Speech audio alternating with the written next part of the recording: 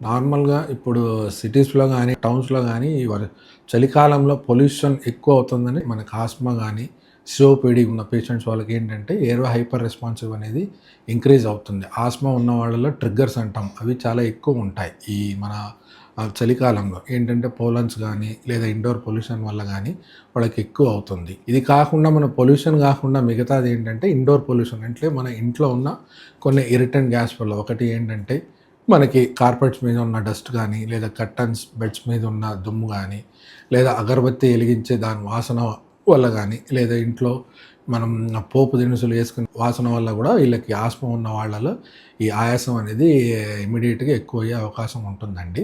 ఈ పొల్యూషన్ వల్ల ఏంటంటే యూజువల్‌గా సిఓపీడీ ఉన్న వాళ్ళలో ఎయిర్‌వేస్ అనేది నారో అయిపోతాయి.